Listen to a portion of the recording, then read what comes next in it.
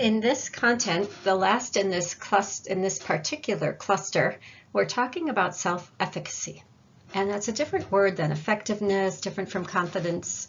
So let's take a look at what we're talking about here. This is the work of Alfred Bandura, but the quote says, "It is our duty as human beings to proceed as though the limits of our capabilities do not exist." So Bandura himself was Canadian, a baby of the family, and after high school, imagine this, a very young man, worked on a crew in the Yukon Peninsula to prevent the Alaskan highway from sinking. So kind of this big effort suggesting an internal locus of control. So that probably influenced him. He didn't really have any interest in psychology. He just took a random course and then got interested. And so then he got his degrees at British Columbia and Iowa.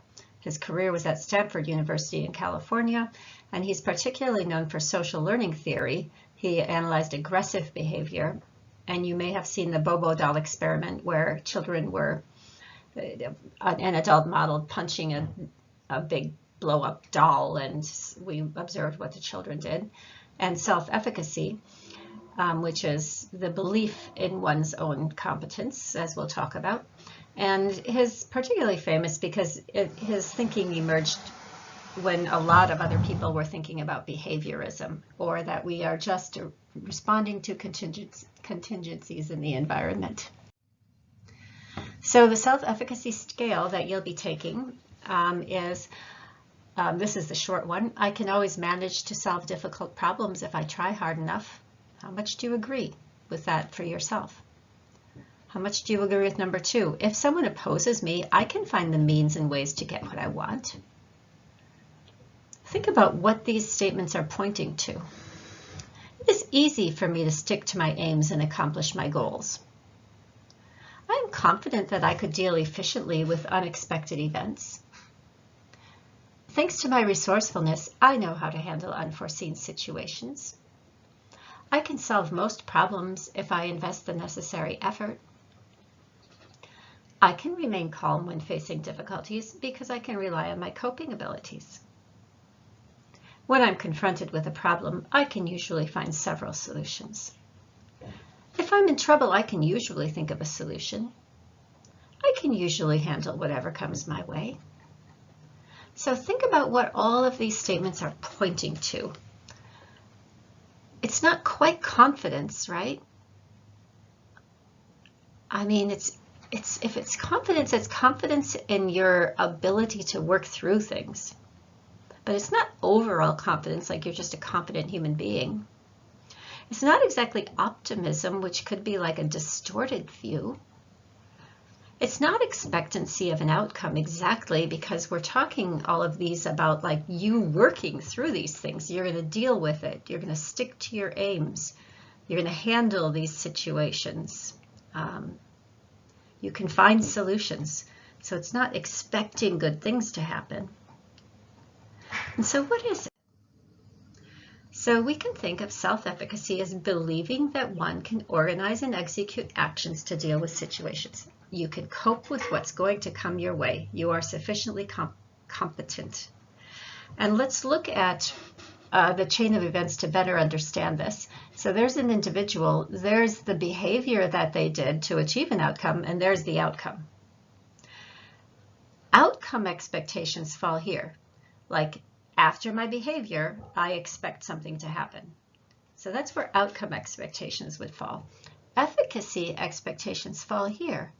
Here am I, and here's the behavior I'm going to engage in. It doesn't really talk about the outcome. Of course, they're wanting a certain outcome, but what they're looking at is, can an individual find the right actions that are likely to lead to this outcome? Whether they do or not isn't at stake, though. So this is a little different there. Efficacy. So self-efficacy, believing that one can organize and execute actions to deal with situations, is not outcome expectation or the belief that good things will occur following certain action. People with low self-efficacy don't believe that they have the ability to perform. They believe that they do not have the ability to perform in different situations, in fact, and this leads to discouragement and giving up. And people with high self-efficacy do believe that one has the ability to perform, and there's all kinds of good outcomes associated with that. Better performance, better effort and persistence, wiser health decisions. You're more likely to, say, wear your mask and get your vaccine. Condom use, take precautions during sexual activity. You're better able to cope with pain if you have higher self-efficacy. And self-defense, you're able to defend yourself better in difficult situations. So there are a lot of benefits to believing not that good things are going to happen to you, and not that you're just a great person overall, but believing that you will be able to pull up what's needed to cope with the situations you're confronted with. And this, like others, is changeable through learning. You're not born with it. So think about a thing you are good at, a thing you are bad at, and how did you develop those efficacy beliefs? Typically, self-efficacy develops in 4 ways. We'll look at this in a minute. We have performed something. So we've successfully done something in the past, and so now we believe we'll have the skills to do it in the future. Vicarious experience. We can watch others do a thing, and by watching them, we can believe in our own competence to do it. So if your dear friend goes up and makes a speech, and you've been nervous about it, well, you watching them be successful might lead you to set the pathway for the belief that you too can find the way to do it. Verbal persuasion, others encourage or discourage us. We looked at that in when we talked about locus of control. And emotional reactions, how we feel about the behavior. So let's look more closely at what we mean by each of these. So the sources, again, are these successes and failures, vicarious experience, verbal persuasion, people encouraging us, and physiological arousal, or your emotional state, and that is the sense of efficacy, which impacts both your behavior and your outcome, or the end performance. So we said that self-efficacy is changeable. How can we change it? We can change it by altering our performance accomplishments.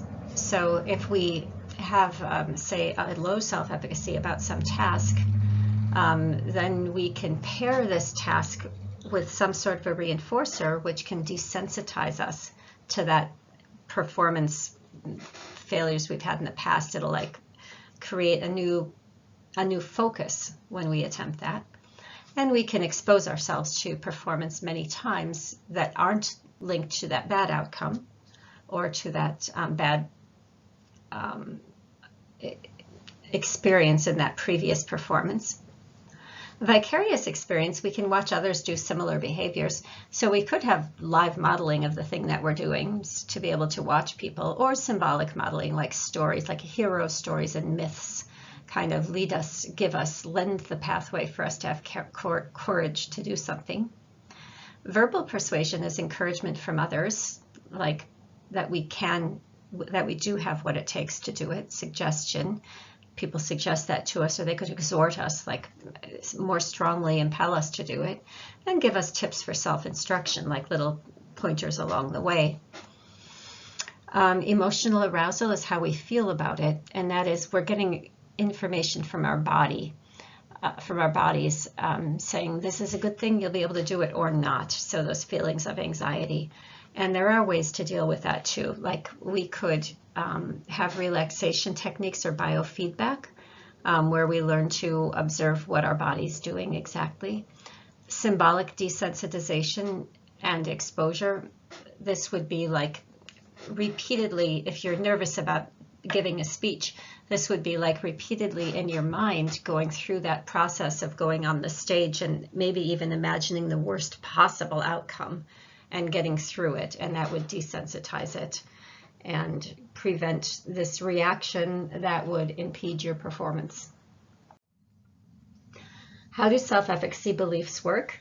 Well, all of these things that we've talked about, mindset, locus of control, they may all relate to schemas that are established in our mind because of the many things we do or attempt to do. These are mental representations. So schemas are the information or knowledge we possess about a concept, its attributes, and its relationship to other concepts.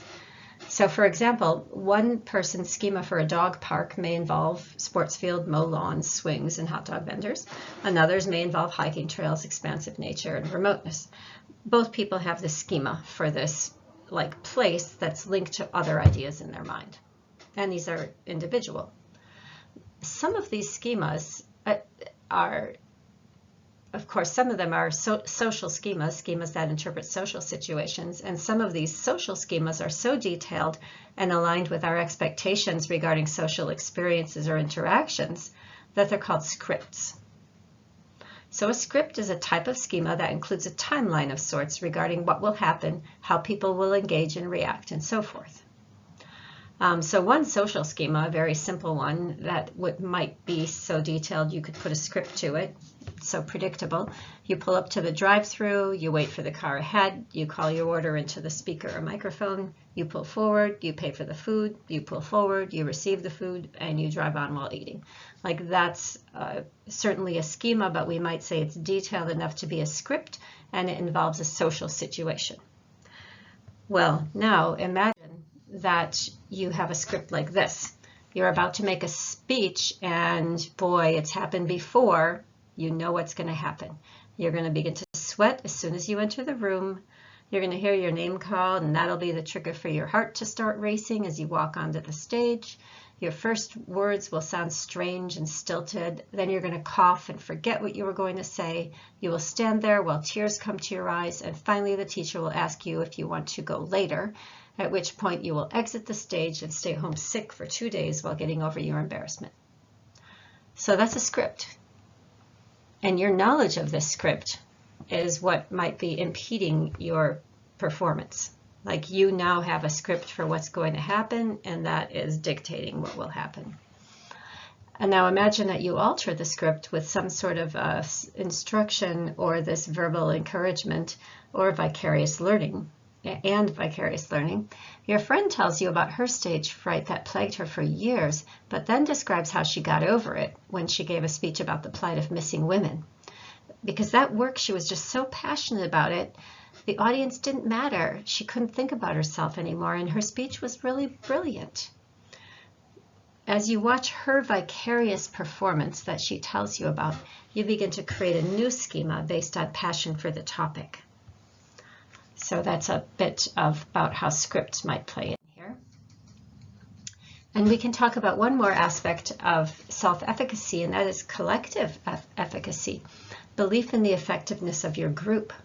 So whatever group you identify, if it could be your family, if you're a member of the Dene people, it could be a belief in the effectiveness or goodness of your people.